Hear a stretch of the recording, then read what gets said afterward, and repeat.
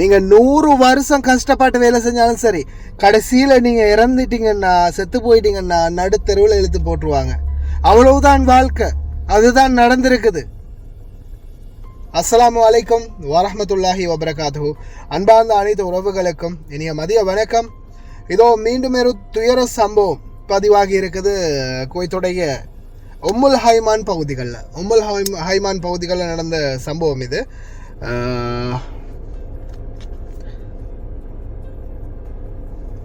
இந்த சம்பவத்தில் பார்த்தீங்கன்னா, முதல்ல ஒரு சகோதரர் போட்ட வாய்ஸ் இருக்குது. அவர் யார் என்னன்ற டீட்டெயில்ஸ் கொடுக்க முடியாது. வாய்ஸும் சேஞ்ச் பண்ணி தான் போட்டிருக்குது. பின்னால் அவர் கேசணும் சரியா. ஒரு வேலைக்காரங்க ஒரு 10 வருஷம் ஆகி இப்போ நான் வந்து 10 வருஷம் வீட்டுக்கு உம்முலைமானில் கத்தா 4 சரியா. இந்த நான் வந்து 10 வருஷம் நான் வந்த புதுசுலேருந்து அந்த வேலைக்காரிகள் ஸ்ரீலங்கா போக முடியும் தான். அவ்வளோ வயசும் இல்லை, ஒரு 45 வயசு இருக்கும். எனக்கு தெரிஞ்ச பிள்ளை ஒன்று தான். நான் ஊரோட பேர் ஒன்றும் பேசல. அந்த பிள்ளை ஜெமியாக்கெல்லாம் மாறதான் நாங்கள் பேசுகிற காய்க்கிற ஒன்றும் இல்லை. அவளோட நல்ல மரியாதை பொம்பளை ஒன்று தான். 10 வருஷம் அந்த வீட்டில் இருக்கிற பாருங்க பாருங்க. அந்த பொம்பளை செத்துட்டாள் பாருங்க. இன்றைக்கு செத்த உடனே வெளியால் தூக்கி கொண்டு போட்டிருக்காங்க பாருங்க. தூக்கி கொண்டு போட்டு இந்த பொலிசாலையில் வந்து ஒரு தடவை அந்த 2 மேலே பொலிசாலையில் வந்து இந்த மிச்சம் விசாரிச்சு வாங்கிட்டு இந்த இப்போ தான் எடுத்துகிட்டு போகிறாங்க. அதான் ஹாஸ்பிட்டல் தான் கொண்டு போகிறான போல நினைக்கிறேன் நான். என்னென்னு தெரியாது. இந்த ஃபோட்டோவில் அவங்க அனுப்புகிறேன் பாருங்க பாருங்க. சரி பிரதர், பார்த்து மென்ஷன் தாங்க. உங்களுக்கு அந்த நியூஸ் வந்து வருமோ தெரியாது, பார்த்தா மென்ஷன் போடணும். சரி பிரதர், ஓகே.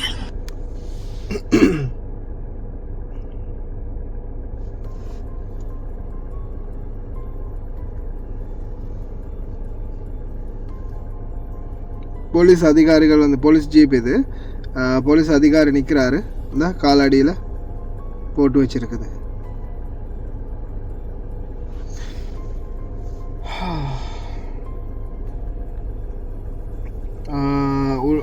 இறந்துருக்குறாங்க. உள்ளே இறந்துருக்குறாங்க. அதுக்கப்புறமா இந்த இடத்துல மூடி வச்சிருக்கிறாங்க. போலீஸ் அதிகாரி நிற்கிறாரு. கிட்டத்தட்ட 2 hour இருந்து அதுக்கப்புறமா ஆம்புலன்ஸ் வந்திருக்குது. நார்மலான ஆம்புலன்ஸ் வந்திருக்குது. நார்மல் ஆம்புலன்ஸ் வந்ததுக்கப்புறமா போலீஸால் அதை திருப்பி அனுப்பிட்டு என்ன பண்ணியிருக்காங்க, புதிய மற்ற அந்த கருப்பு கலர் பிளாக் கலர் ஆம்புலன்ஸை வர சொல்லியிருக்காங்க. ஃபோரன்சிக் எவிடன்ஸ் டிபார்ட்மெண்ட் அவங்க வந்து தான் அதை வந்து எடுத்துகிட்டு போயிருக்கிறாங்க. பாடி மட்டும் பாருங்கள். அந்த இடத்துல அந்த டைமில் போலீஸ் கூட இல்லை. அந்த டைமில் போலீஸையும் காணும். பாடி மட்டும் தனியாக, உடல் மட்டும் தனியாக இருக்குது அந்த இடத்துல.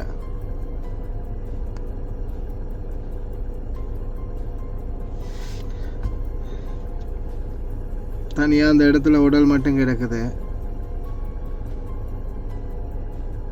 எனக்கு யாரும் இல்லை. அதுக்கு அடுத்த ஃபோட்டோவில் தான் போலீஸ்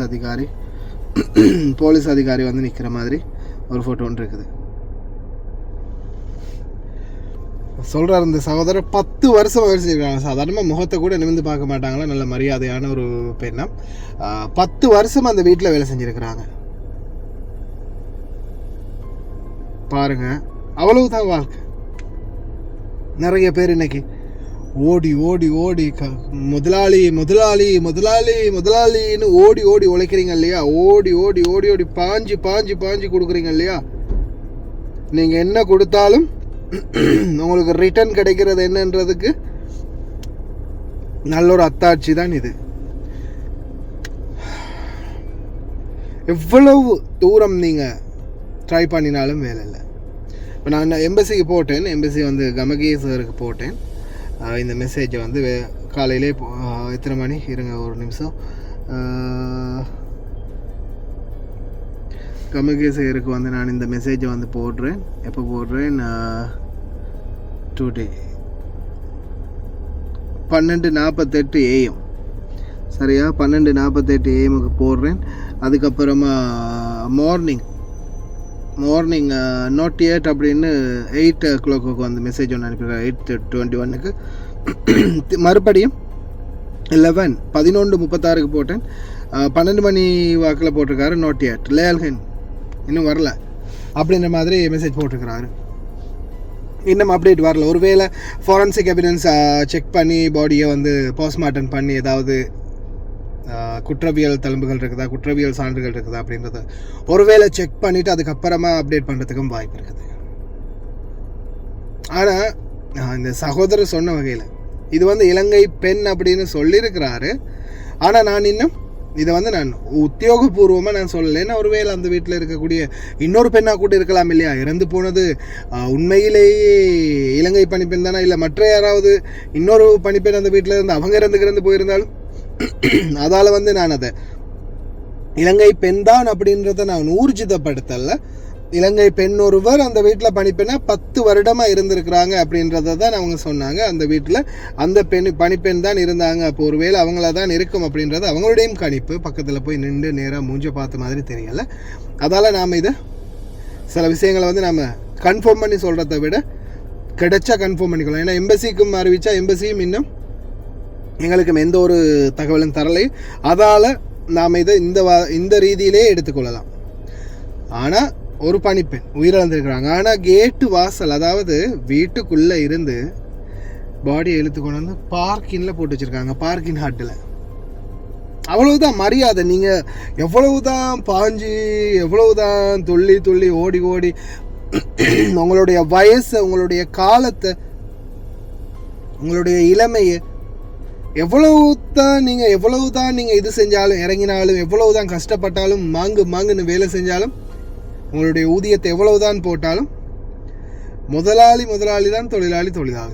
ஆனால் அதுலேயும் குறிப்பாக அரபு நாட்டு முதலாளிகள் என்ற ரீதியில் அரபு நாட்டு முதலாளிகள் 100க்கு 90% ஒரு 10% நல்ல மனிதர்கள் இருக்கலாம், இல்லாமல் இல்லை. உடல் எப்படி மௌத்தாயிட்டாங்கன்னா ஜனாசாவை எடுத்து நல்லடக்கம் பண்ணணுமா, நாட்டுக்கு அனுப்பணுமா, சிலவங்க கூடையே நாட்டுக்கும் வந்து அவங்க குடும்பத்துக்கு ஆறுதல் சொல்லிட்டு ஜனாசா நல்லடக்கங்களையும் வீட்டில் நின்று பார்த்துட்டு குடும்பங்களுக்கும் ஏதாவது உதவிகளை செஞ்சுட்டு வந்த முதலாளிகளும் இருக்கதாங்க தான். ஆனால் 100ல் 10% தான். 100க்கு 90% இது போன்ற கணக்கே இல்லாதவங்க தான். தெருவில் கிடக்கணும் மௌத்தாயிட்டு மையத் கலாஸ்.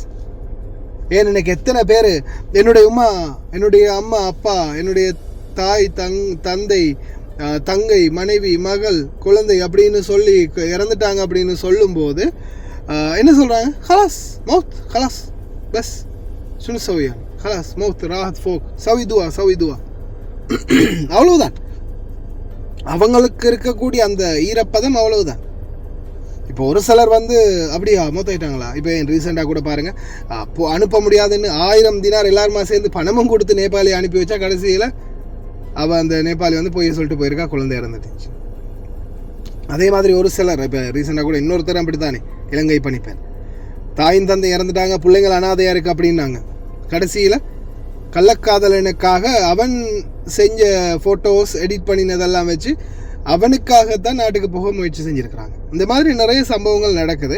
ஆனாலும் உண்மையாகவே அப்படி செய்கிறவங்க, சிலர் செய்கிற பிழையால் உண்மையாகவே இறந்தவங்களை பார்க்கணும் அப்படின்னு துடிக்கிறவங்களுக்கு கூட வாய்ப்பு கிடைக்காது.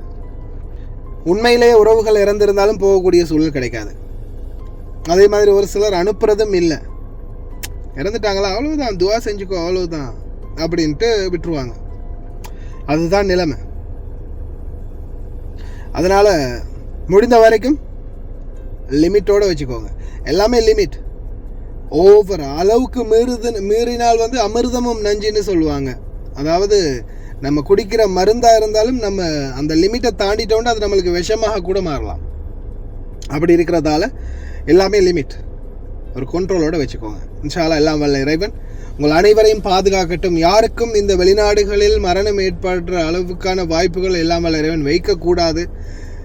மரணமே நேர்ந்தாலும் அது எங்களுடைய நாட்டில், எங்களுடைய குடும்பங்கள் முன்னிலையில், எங்களுடைய உறவுகளோடு நடக்கட்டும் அப்படின்னு துவா செய்யலாம். வேறு எதுவும் இல்லை.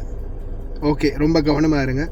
அவங்கள பற்றின மேலதிக தகவல்கள் யார், எந்த ஊர், என்ன டீட்டெயில்ஸ் அப்படின்றது கிடைக்கும் பட்சத்தில் இன்ஷா அல்லாஹ் மேலதிக தகவல்களை வெகு விரைவிலே அப்டேட் பண்ணுறேன்.